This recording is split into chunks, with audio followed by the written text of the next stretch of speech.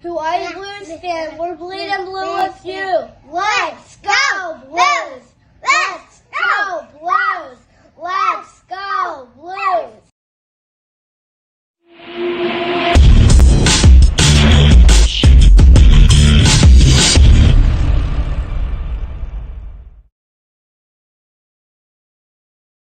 And hello!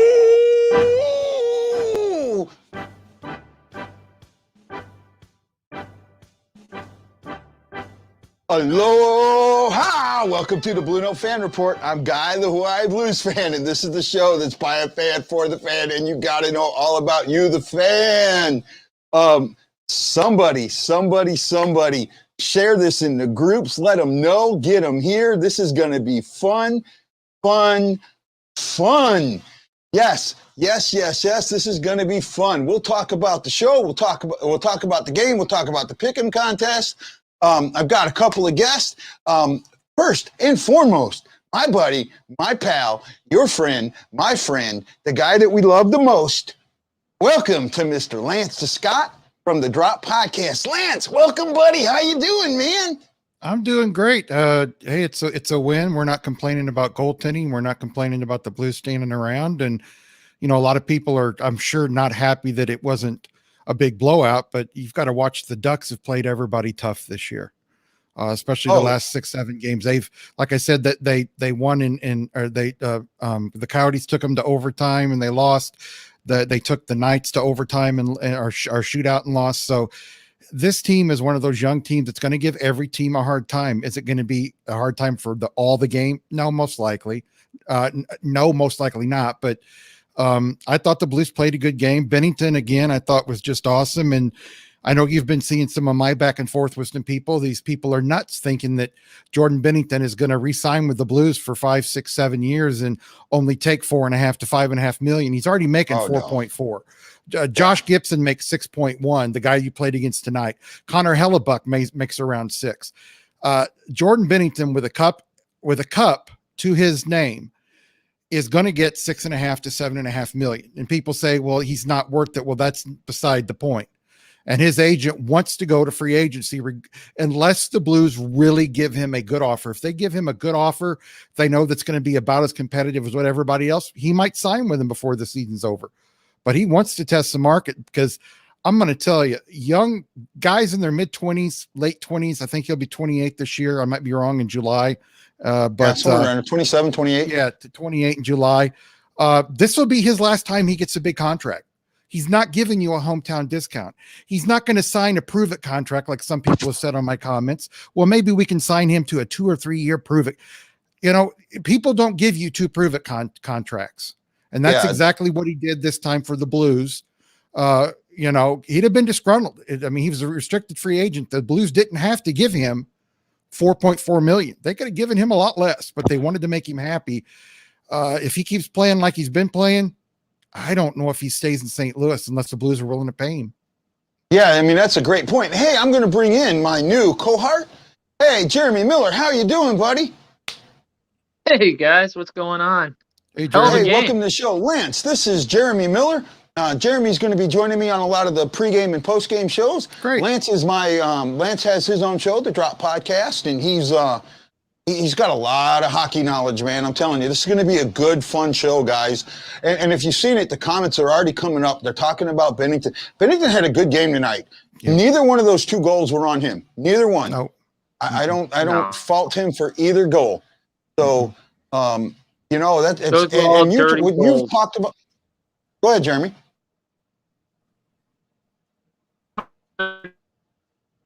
Hey, we're having a little trouble with you, Jeremy, and that happens. It might be my internet, so we'll just kind of play with that.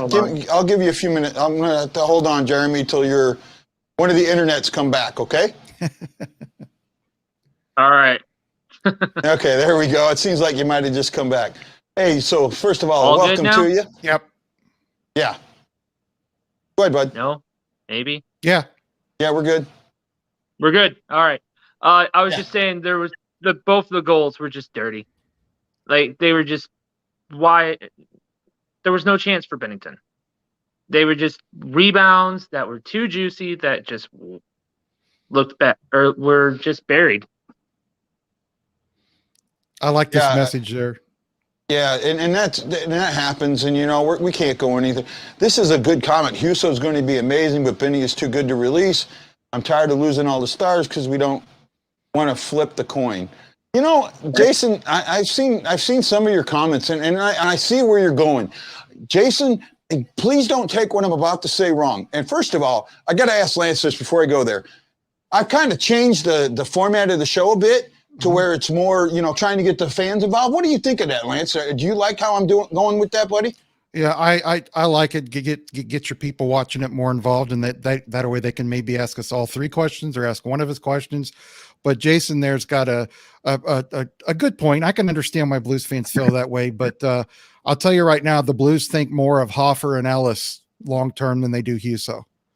Yeah, So, I agree with that. Yeah, I think so. I like Ville Huso. I think he's going to be a very good backup or a decent starter one day, but he was never ever really touted as this next up and coming goalie, kind of like the way Jake Allen was. And you can say what you want to about Jake Allen, but he was one of the top 5 backup goalies in the league for the last year and a half, 2 years. So ever since that last half of that season when Bennington come up, he's been one of the best backups in the league, and people can argue that, but the stats don't lie. Are you frozen, guy? Uh-oh. Now he's frozen.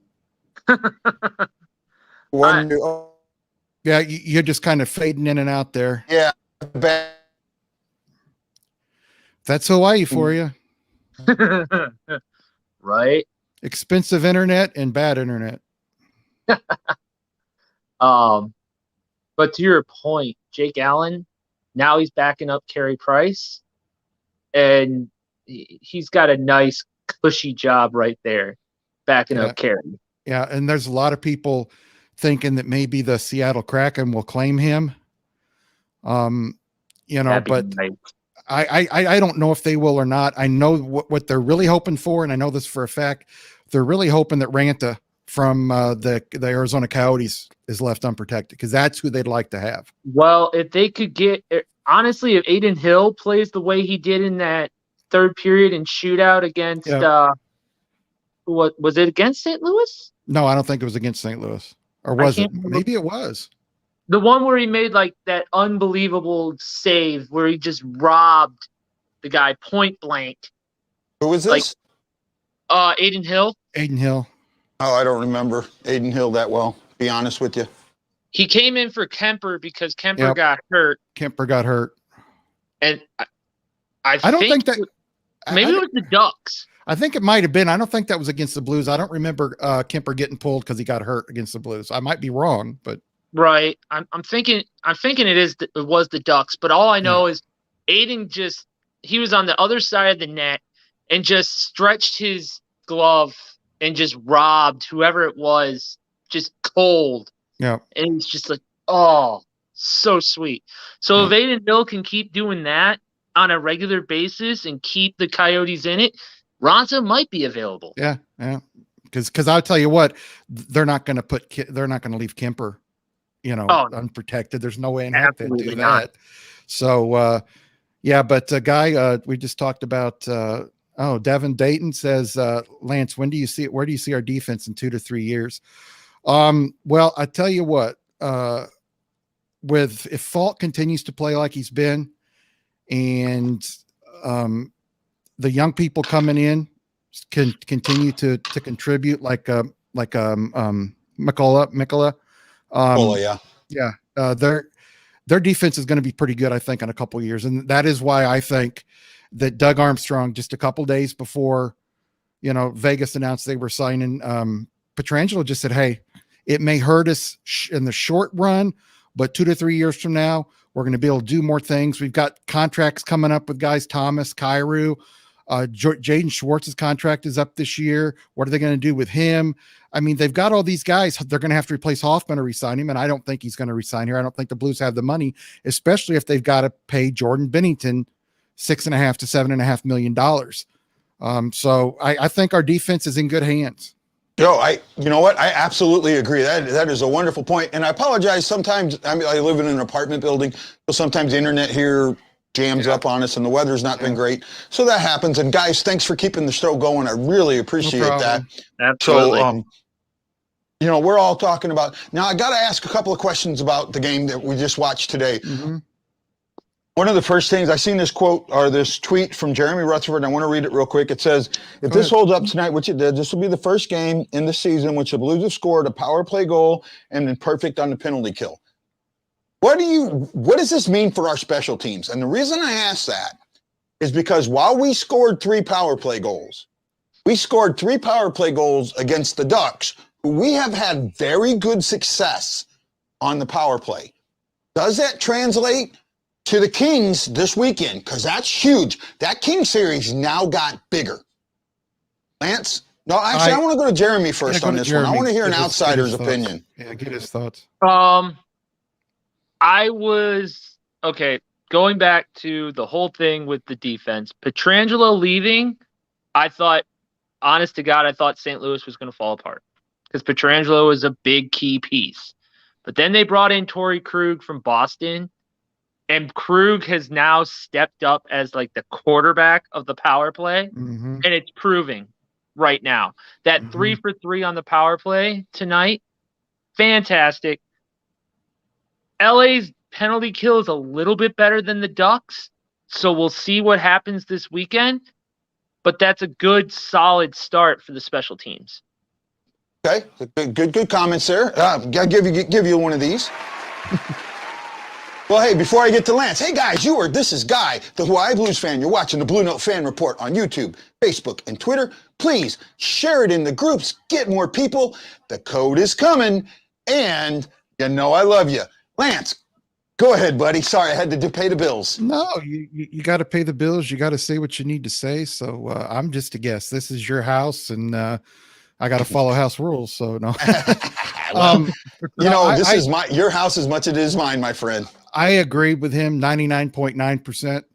I think it's a good step in the right direction. Now let's take this against a team that's a little better, a little bigger, a little more physical, and a lot faster than the Ducks. And I don't know if Peterson or what's his face, Quick is going to start in goal. I'm sure they're going to do one night. I think Quick will probably start Saturday and Peterson probably start Sunday. But we remember the last 2 times these teams played that the Blues tended to be shooting the puck right at Quick, right at his chest, right on his logo there. And like I brought up after the game, people go, well, it's frustrating. These guys are just putting the pucks on the net. Yeah, you've got to put pucks on the net to score when you're not scoring. But getting back to Quick and LA and them, I think it's going to be a tougher series. I think this is a true test. We need to start a good winning streak. I'm not talking just 2 games. I'm talking about starting a winning streak of 5-6 games, and at least against a team that's decent, because the Kings are much better than they were last year. Their young guys have grown up a little bit. Peterson in goal is better than he was last year. They've got still their old guys, Kopitar, Carter, and Drew Doughty. So they've got guys that can win and play games. And these guys are proud. They're not just going to give in. And we always know ever since Hitch was here and the Blues played in the playoffs against the Kings, it's always a fun game. And these last 2 games against them, they were fun games to watch until the Kings really started pushing on the Blues. But I'd like to see a 5 or 6 game winning streak, because if you go to the Kings and you lose 2, these last 2 games, really they mean something in the points wise and standings wise, percentage wise, and to give you a positive feeling, but let's really start something big here and start a winning streak. Oh, absolutely. I'm with you there, buddy. What I did see tonight, I did see a team that was hungry, that was crashing the net. And I just seen somebody put that note there, and I think it kind of slipped away on me. Where was it? Here we go. Jason Nichols. Sonny's crashing the net. We need to hit it hard. That's it. And you're right. LA is better than the Ducks. LA and Phoenix. And actually, while I'm talking, can you look at the out of town scores for us, Jeremy, like we were talking about earlier? Yeah, absolutely. I just pulled it up. The Wild are down to the Golden Knights 3-1 with 5:10 in the third. The Coyotes are up 3-2 on the Kings with 2:08, and the Coyotes are on the power play. And the Avalanche are up 1-0 on the Sharks in the third. Oh, And there then you we'll go. I mean, and it's some of the things we talked about. So what happens now is the Blues are getting ready to go in to LA. They need a spark. They need something special. So when they go into LA, this is a different game. I think we're going to get that. And Lance, this is for you. Does Tank come back Saturday or Sunday? Huh? Does Tank come back Tarasenko Saturday or Sunday? I say neither. You think they'll wait till San Jose? I think they're going to wait till San Jose or Vegas. That's what I was originally told at the end of February, was he would be with the team on the road trip, but most likely wouldn't start until San Jose or Vegas. Now, they said that what could change it was how he was feeling after practicing, getting more physical, not necessarily hitting or taking hits in practice, but after what he was feeling in his physical condition. Because, mentally, when you play the game as long as you have and at a high level like he has since he was a kid, mentally, it doesn't take too much to get back into it. It's the physical part. People say that baseball players are good athletes. Football players are great athletes. I think the best two athletes in the world are hockey players and soccer players. Soccer's not my game, but running up and down that pitch back and forth for all that long, you know how long soccer games can be. Those two sports are guys that are in great physical condition. So if he's been staying in physical condition, I don't think he's going to have a huge time coming back, but let's put him in slowly. If he does come back this weekend, it would be great. I'd love to see it. But like you and I have discussed, I don't know if you heard one of our last shows, Jeremy, we were talking about it. I say put him in for 8 to 10 minutes. Don't push it. Really do not push it. And let's see what he can do. Let's see what happens after a couple small hits and take it from there. Because I'm going to tell you right now, after not playing for a while, no matter what kind of shape you're in, you're going to be sore after the first game. So I want to see him start as soon as possible, but I would feel more comfortable until it's after the Kings, because I think the Kings play a much more heavy physical style of game than the Sharks do. Yeah, no. Sorry, I didn't mean to jump over it. So I don't know if you've seen the quote that Berube put out today. No, I didn't see it. He basically said, say again? I was going to say, remember, I locked my keys in the car, and that's why I missed the. So Berube put out a quote today where he basically said, it's on Tank now. Yeah. He's done everything he needs to do. It's when Tank feels he's ready to go in. So that's why I actually think it's going to be. I think it's going to be Saturday. I think with the way the series went, them losing 2 games at home to the Kings, and the fact that the Kings are the one that injured him, I just think that he's going to want to go in and get some time against the Kings. Yeah, and that's 95% right what Berube's saying, but those doctors have to check off on it. The league, when you're on LTIR and you come off of it and everything, they want to make sure that that you're healed and everything. So I think as long as the doctors say okay, and Vlad says I feel okay, he's probably already telling him that. Knowing him, he's told him that since he started skating. But if he comes in, let's use him sparingly. But you're right. I don't want to see him get hit against get hurt against a heavy team. I'd love to see him get back into the flow against lesser competition, which would be the Kings or the Sharks. Not that they play us, weekly, that they play us hard every game, but I just would want him to at least, get a game in or two before the night. So let's hope that does happen. I'd love to see him, but I hope they put him in San Jose. I think that LA, I know you and me don't disagree a lot, but I really think that LA is the time, and you can play him. First of all, you got to remember, LA has gotten a little bit of a stranglehold on us, and one of the issues has been goaltending. They have been really good goaltending. Let them see a different style shot. He has a shot that is so different than anybody else in the league. Just seeing his shot could be enough to open it up for everybody else. Jeremy? Yes, he does have a very unique shot, but after having shoulder surgery, how unique is that shot going to be? How powerful is that shot going to be? Okay. Yes, he's got to take a few shots in games, but how effective will he be coming back? I agree with Lance. Maybe they should hold off on the Kings and let him play against either the Sharks or save him for Vegas. Mm-hmm. I see. I'm going to disagree. First of all, and with this shot, and Lance, I know you've seen that. He has apparently had his shot is back. There was a tweet out there and about him taking shots, and I had asked, well, or him being on the ice and taking hits, and I said, well, how does his shot feel? And the quote I got from Darren Pang was, really good. Just ask the goalies and the crossbar.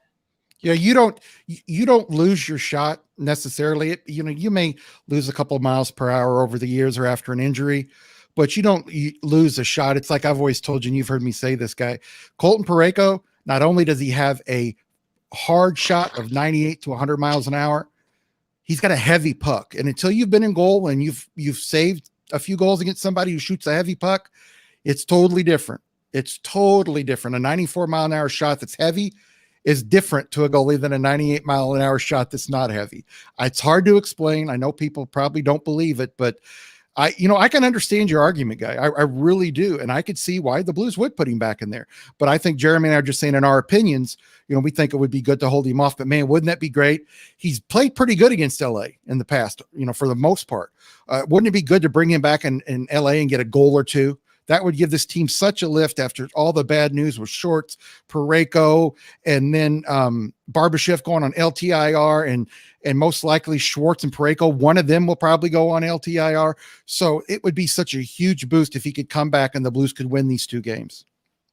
Yeah, and that's kind of where I was going. Jeremy, do we have any updates on the scores?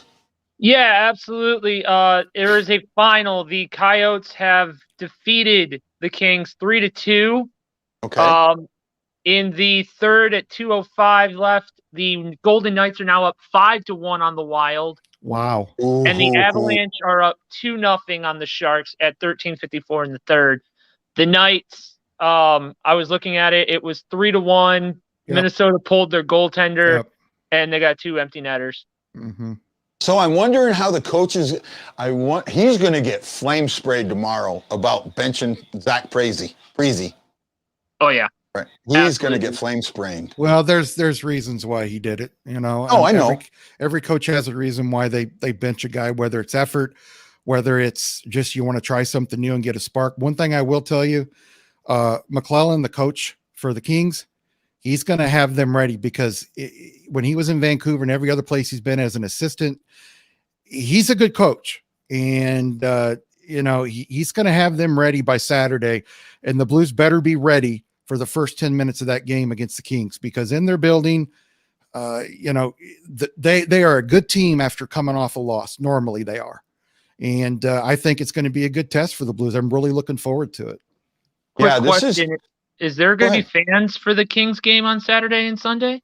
I haven't checked on that. No. Last I heard, California was not allowing sports venues to have fans in them. Yeah. Actually, I have very good word that they are not allowing fans because a former Blues player who is in LA wanted to go to the games and could not, and had told me that they're still not letting them any fans in the game. Yep. And this is a guy that should be able to go anyways. They're just not. So you're either only the traveling team and the workers. I'll tell you what, if he was in St. Louis and as a former player, even if there weren't fans there, the Blues would find a place for him to watch the game out of the way. Yeah. Oh yeah. But because he's on the road, they're not going to. The Blues aren't. You know what? It. I'm gonna name drop. I usually don't like the name drop, but I'm gonna name drop. I was talking to Terry Yake. You love it. Yeah. Well. Hey, I'll say this, Lance. You know a lot of hockey players, and you've talked to a few, and you know that feeling. For me, it's a new feeling, and these guys are some of the nicest guys. I mean, I send them texts, they answer back almost all the time. They're very happy. They're very energetic. The ones that have been on the show have loved it and want to help out, and they're talking to other players for me. They're telling how good of a guy I am. So there's all that. So it's really nice to know that I can talk to these guys and get some help from that. So it's really fun. Yeah, and it makes the show better. It makes the show better, and it makes my knowledge better. And that's what I appreciate. Yeah. And you know what? I'm not going to get all into it because I've told this story 2 or 3 times before, but you and I have talked about it, Guy. The reason these players come to St. Louis and stay, number one, St. Louis reminds them of some other cities up north. Number two, the people remind them. People say that, if you punch a Canadian in the face, he'll get back up and say, "Oh, I'm sorry. I'm so sorry I did that," when you're the one that punched him in the face. It's not quite that nice level, but these are guys that were hardworking guys. Their families were hard workers. They've worked hard to get where they're at. They appreciate where they're at. And I think I may have talked to maybe one or two NHL guys that weren't super nice like that. They were still nice. They just weren't super nice, Midwestern nice.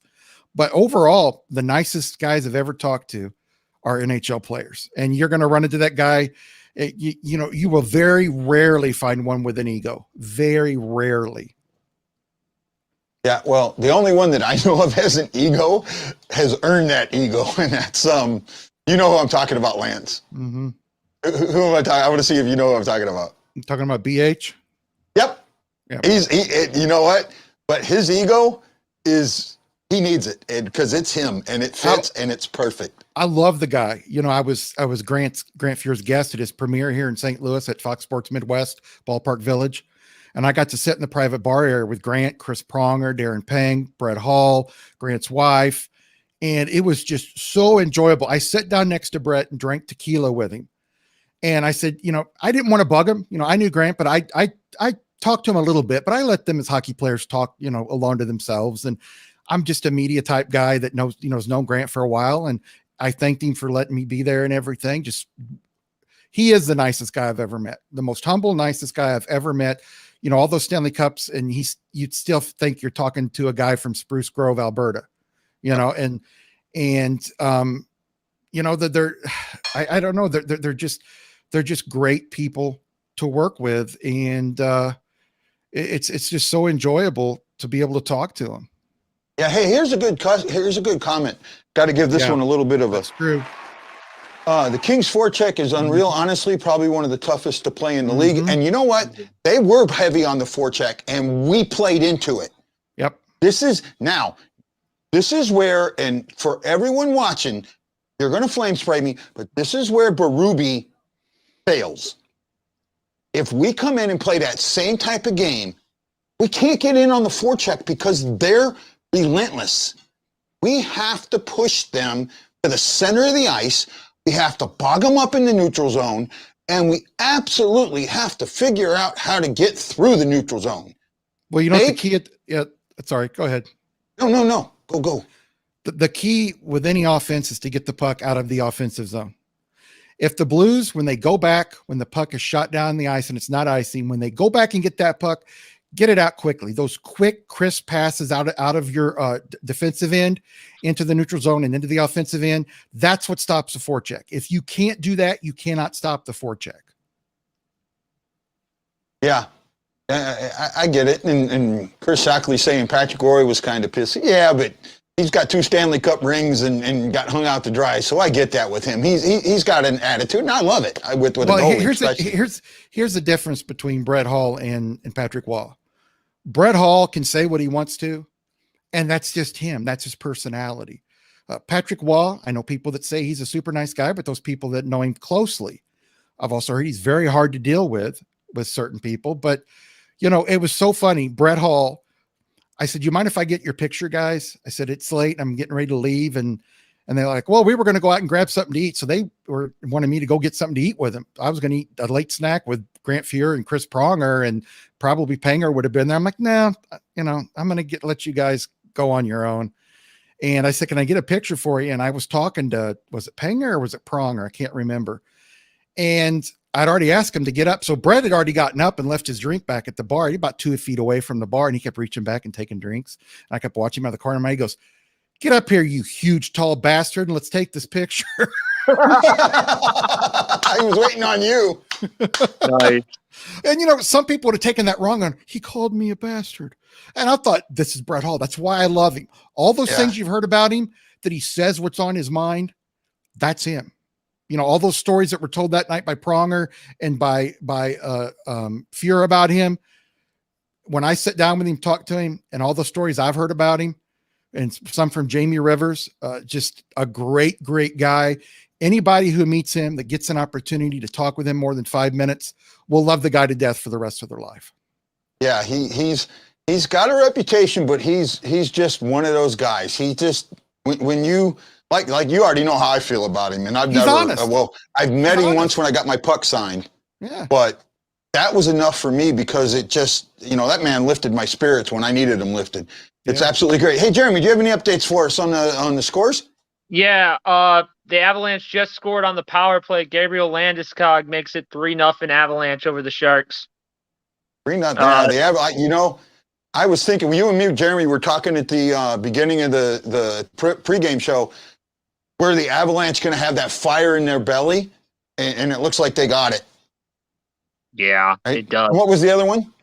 The Knights and the Wild are a final at 5-1. The rest of the games are in a final. Capitals beat the Bruins in a shootout 2-1. The Maple Leafs destroyed the Oilers 6-1. And then the Coyotes beat the Kings 3-2. Wow, the Coyotes beating the Kings, I think, is huge because Coyotes and the Kings were right there, 5 and 6, facing for that playoff spot. And really, if you look at points percentage, the team that was in fourth, thus. So that's this King series is bigger. It's huge. It's bigger than people realize. It really is. And we play more games than everybody else. Go ahead, Jeremy. I was going to say, as of right now, the West standings are Vegas is top with 29, St. Louis is second with 28, Minnesota is third with 25, and Colorado with 23. But that could change, of course, with Colorado winning. So 3 and 4 will flop. Yeah, probably. If you take the percentage of wins, I think the Blues go to are points fourth, percentage. Do it by points percentage. Yeah, go by points percentage. The Blues are third or fourth. Yeah, by points percentage, the Blues are third. Yeah, third. Yeah. But that could change with the Avalanche. If they win, they could jump. They could leapfrog us. Yeah. Right. Absolutely. That's we one have. thing. They have 3 games on us. That's one thing I love about these changed divisions. I think the Blues should have stayed in the Central, but we won't get into that. I love the fact that you've got the one division, everybody's playing the same teams, unlike every other NHL year where we go play the Islanders or they might play us at home or something, a team that really doesn't matter in the standings. I mean, it does in the long run at the end of the year, but you're fighting, you're hoping to hop people and hoping they don't hop you, because they're in the exact same boat you are. You've got these teams and they're like, okay, I'm going to tell you, even though the Ducks are bad, I don't think that from the first place team to the last place team at the end of the year that there's going to be more than a 12 or 14 point difference. Yeah, I might be wrong from top to bottom, but it's a good division. I think it's one of the most competitive. People are saying the Canadian one is. There's some great games up there. And I was talking to one of the Toronto people, and I said, listen, if this was the normal year and you guys were in the East Conference and you were playing in your normal division, you would not have the success you're having. I said, you just wouldn't, because you'd be playing against better competition. I said, I'm not knocking Calgary. I'm not knocking Vancouver. I'm not knocking Ottawa. I'm not knocking Edmonton. I'm not knocking Montreal. I'm not knocking any of the teams up in Canada or Winnipeg, whatever. It's just that Montreal or Toronto's a good team, but they would not be the top team in the league if they were in their regular division. No, if they were in their regular division, Tampa would be on top of them by far. Yeah, I agree there. Yeah. Hey, I want to, real quick, I know we talked about this a little bit, so let's spend about a minute or two for each one of you, because this is another good question that's come up. It says, I have my own opinion, but do you think Bennington is worth the price he is wanting? Now, he has not come out and said what that price is. That has not, from what I understand, he has not stated, nor has his agent, and I know his agent, what price they're wanting publicly. Privately. I know privately. Okay, but I haven't heard. Maybe you've heard a little more than I have. Yeah. Is he asking for 8? Let's just say with the Blues, if they gave him 8 years, which I think would be stupid for them to do, he wants over 7. 7. So what if they gave him 5 years? I don't know. It's just like I said, I think Jordan Bennington is one of those guys. It's all about competition. I think money has something to do with it, but he's not one of these feel-good guys like, Jake Allen was, that love the city. I think Jordan likes the city and loves it, but he's not one of these guys that's going to go, oh, I'll play for the Blues for just a $500,000 raise instead of taking $2.5 million somewhere else. That's not Jordan Bennington. That's not his personality. I mean, if you don't know that without even knowing his relationship with his agent and stuff, I think the Blues could get him for 6.5, a little over 6, if they work it right. But I'm with a lot of people. I wouldn't give him more than 5 years. I think, I think Montreal, I love Carey Price. And I think if he had a decent defense like he did years ago, he would still have the great numbers that he used to have. You've got to have somewhat of a defense. Martin Brodeur had, you could arguably say some of those years had some of the best defenses. Scott Stevens was on there and several other guys. These people that win cups have some pretty decent defenses for the most part. Look how good the Blues defense was for the most part in the playoffs, the cup year. Yeah. So, I think they could get him for a little less than another team. I would give him 6.5 for 5 years. I wouldn't go any more than that. And I wouldn't on term or money. Yeah. I'm absolutely with you there. I agree. So here's my thing with Bennington. And unfortunately, Blues fans, and the problem is, do you know what happened because of the cup year? Well, two things I want to talk about. First of all, the biggest thing that happened during the cup year is Blues fan base went from this to this. Yep. Okay. And when it did that, unfortunately, the people that are here don't understand the game enough, and they have pushed Bennington up to a pedestal. And they have pushed Coach Berube up to a pedestal. And that majority that has done that may force a very bad decision. Now, I'm not saying that Doug Armstrong bows to public pressure. Any GM that does is going to get demoted quickly. But remember, there's somebody above him that pulls the strings. Okay? And ownership will bow to public pressure. That is, there's no ands, ifs, or buts about that. The ownership want butts in the seats. If the public's going to be pissed off because you don't do something, they're going to make that decision. Whether it's a good hockey decision or not, it's a money decision. And that's the thing that concerns me. And just before I let you go, Ant, the other thing, the best thing that could happen to the Blues if they don't win the cup is Toronto to win the cup. Because if Toronto wins the cup, that takes Toronto off Bennington's list. Well, okay, Lance. I think Anderson's happy in Toronto. I think they're happy with him. I don't know why they would go with Bennington. Plus their defense, people can say that Riley and all these other people are great defensemen. And the guy from the Kings, I can't even think of his name anymore, that came up and got traded to Toronto. But Campbell. They've got decent defense, but I think he'd be exposed a little bit up in Toronto. Not that he couldn't be a good goalie. I think he could be a good goalie anywhere. Jordan Bennington is one of those guys, when he gets hot, he's hot. When he has a bad game, he has a really bad game. There's normally nothing in the middle with him. And where I could see Jordan going if he doesn't stay in St. Louis is Florida.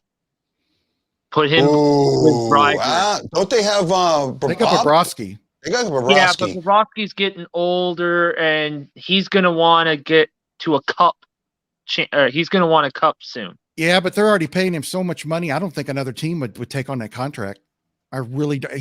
He's done well with the Panthers, but I don't think he's done well enough with some other team's going to take that. Was it $8-9 million contract? I don't think people will do that.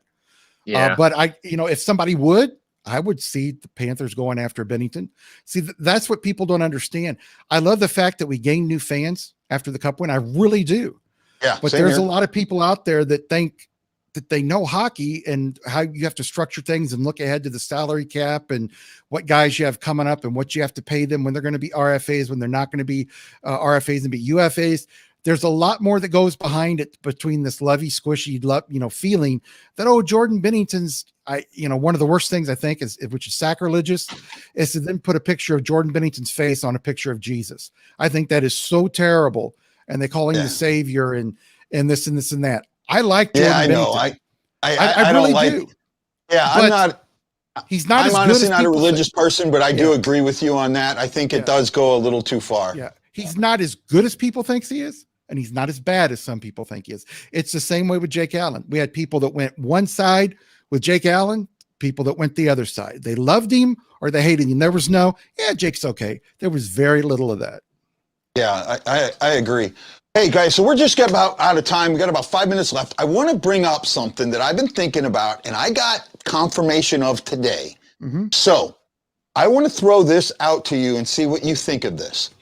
I found out today that a player on LTIR can be traded. With so many teams right now being at that cap zero. If you go to Cap Friendly, I think there are 7 teams that have 0 cap space left, that they're in LTIR above 0 cap space, right? With so many teams maybe taking a run, needing a run, and being to where they can't make a trade, what do you think about this? The Blues trade Alex Steen to a team for either a prospect or draft picks or a player making under $2.5 million. So the team that they trade him to can make that run, and the Blues could possibly get somewhere in the middle 6 area or a defenseman for our run. Interesting. No, I don't think they would get very much for him. You don't? No. Well, you got to remember now. Even if you're looking for cap relief, I mean, because look at all those years that Hossa was on LTIR of the Blackhawks. He might still be on there for all I know. I haven't looked recently. There were teams that were really hurting cap wise that could have done something similar with him, and nobody did it. Could it happen? Hey, Guy, could it happen? I'm not going to say no to any trade. There's some GMs that'll do something that just doesn't make sense. There's other GMs that'll go, hey, I can take advantage of that guy. I'm going to trade Steen. What if I could get a third round draft pick and a bottom, a tier 3 prospect that maybe has some upside for the AHL team to fill out the roster? Would somebody do that? That's possible. Yeah. You know why it hasn't happened before? Because we haven't had COVID before and a flat cap. And all these teams whose salaries went up, but the cap didn't, and put them on that edge. You got to remember, Tampa Bay did this. They traded for 2 guys from Ottawa. They took 2 guys from their cup run that were important part pieces, traded them to Ottawa for 2 guys that'll never put their jersey on so they could get cap space. So they could be under the cap. That was exactly what that move was. And that's why I know it sounds, and yes, someone asked Steen is done. That's why I'm talking about trading him, because you don't lose anything. You lose absolutely nothing. You take $5 million, give it to somebody else to put on LTIR to give them $5 million more cap space. When you take it off you, it's gone anyway, so you don't need it off the LTIR. You get a smaller guy that you can work or work players around. There's things that you can do. You're going to see something huge, weird during the trade, which is a month from the playoffs, in April 13th or 14th, I think it is. Right? So it's just an opinion, and I wanted to know what you guys thought. Jeremy, you didn't really. Alex Steen has a lot of upside for the most part for a name. Now, do you go to a team? Does a contender try and do something like this? I don't think so. I think if you would get a trade, you would get something from like an Ottawa or a Buffalo or someone lower that will willingly take that contract and give you something. Okay, Jeremy, you may not know this. Steen's retired. He has 1 year left, though. He retired. He can't play. His back is gone. He cannot. He can't bend over and tie his shoes. Yeah. His back is gone. So this move, that's why this move is just to what it does. Let's say I'm at the cap with everybody on LTIR. I trade a guy that's at $2.5 million or $1.5 million player and, lower prospects. And then I bring $5 million more into my LTIR. Now I have $6.5 million that I can trade and bring in from somewhere else without losing what I have now. Okay. So that's my purpose of that. That's the way I'm thinking about it. And the agent that I asked when I put that thought process out went, that's an interesting thought. Yeah, it is definitely interesting. I mean, this is Steen's last year on a contract. You're not going to have to have him against your cap for more than a couple months. And, you know, hey, it's like Jeremy said, maybe some team might do it. I think the chances are more 80-20 that it's not going to happen. But like you said, Guy, there may be a team out there, a lower team that thinks, hey, you know, let's do this. And if that's what the Blues want to do, if that's what Doug Armstrong wants to do, I think Doug Armstrong's good enough to find a partner to do that with. Yep. In that same boat, Jaden Schwartz is on his last year of his contract, Yep, right? He sure is. Yep. Yes. Do you do that same thing with Jaden Schwartz? Schwartz right now is on LTIR. Yeah, and here's the thing. The thing about Jaden Schwartz is that I don't think he's looked at around the league the way the Blues fans look at him. You know, Blues fans consider him a top, 4 forward and, a top 6 guy. He's great. And I think he's a good player. He's making $5.5 million over his contract, this last contract he signed. And I see people saying that, well, we'll just pay him $5 million. Well, Jaden's still a relatively young guy. He's not that old. There might be a team out there that's going to give him more money. I mean, there's people nuts as saying that, oh, well, I think we could get him for $3 million since he was hurt last year. Players don't think that. Players don't think I'm going to take almost half of what I got last year because I was hurt. Very few guys think that way. So I honestly, and this is going to get a lot of people to hate me, and people that are watching, I don't want him back. I don't want Jaden Schwartz back. I think there's too many young guys coming up. There's too many young guys they're going to have to pay in 4 or 5 years as unrestricted free agents that I know they're going to want to keep in their prime. And I just don't think Jaden Schwartz is in the future plans for the Blues. So Jeremy, if somebody did that with Schwartz and they put him on LTR and did that, I wouldn't be shocked. Do you have a team in mind that you think would fit Jaden? I don't think there's really. I think he would fit on most teams. I think he's decent defensively, but I think if you let him really go and open it up with an offensive team, I think that's where he might shine. To where he doesn't have to worry so much about defense. But, so like a Montreal type of, yeah. There's been rumors about Montreal. I know they acquired about him a couple of years ago, and they were talking about maybe getting him as a forward, but I don't think I think there's a few teams out there that Jaden would have success with, and it's nothing against the guy. That was it last year, the year before, where he was just working his butt off and kept hitting the post and just wasn't getting a goal, and just you felt so bad for the guy, and people were just tearing him apart. I said, listen, you're going to have bad spots in the NHL, whether you're a goalie, whether you're a center, whether you're right wing, left wing, defense, whatever. And I said, he's just one of those guys that's streaky, where he's going to have 8 or 10 games where he's hot as heck, and he's going to have 8 or 10 games where he can't find the back of the net. He's a good guy. He's a good player. And I don't want people to think I hate him because I don't want him back. I just think I'm looking more towards the future. And if they do, let's say, decide, well, we're going to give Bennington $7 million, but we're only going to do it for 4 or 5 years, that really starts adding up some things in the next couple of years when Kyrou and Thomas and all those other guys need to be repaid. I think Gunnarsson's gone. I think probably Schwartz is gone after this year. Hoffman, probably 80% likely he's gone. So that's a lot of money. Steen's money will be off the cap. That's a lot of money the Blues can use. Mm-hmm. Yep. Well, hey, man, this was great. We are a little over time, but hey, I thank you guys so much. First of all, Jeremy, I want to welcome you to the Fan Report umbrella. This is a great opportunity that you've allowed to happen.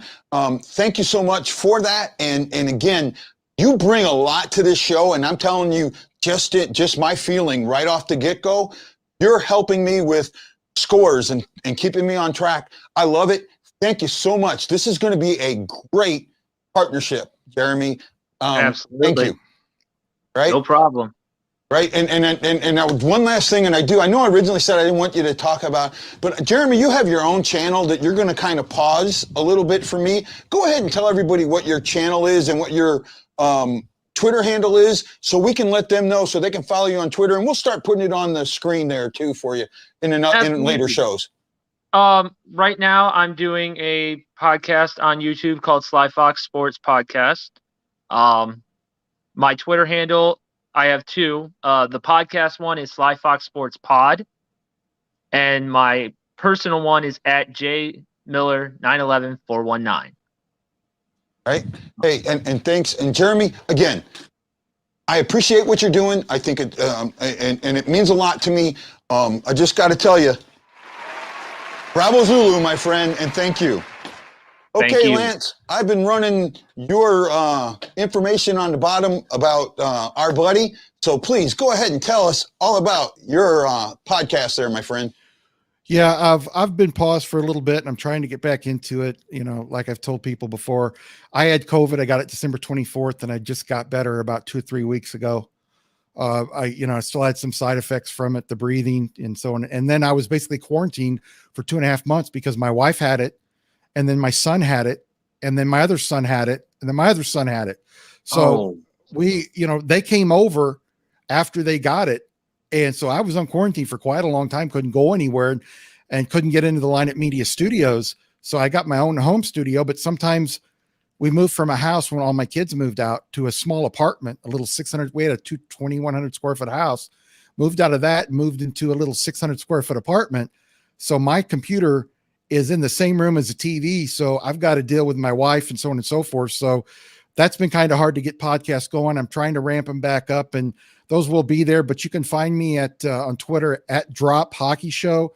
The website is droppodcast.com. We're still having issues with the website. If you can't find the latest episode there, go to shoutengine.com and look up the Drop Podcast, and that'll show up there. It's always updated better than the one online or my website. I don't know why it does that, but you can also find us on Apple iTunes. There's 2 versions on there, and I've talked to Apple about it.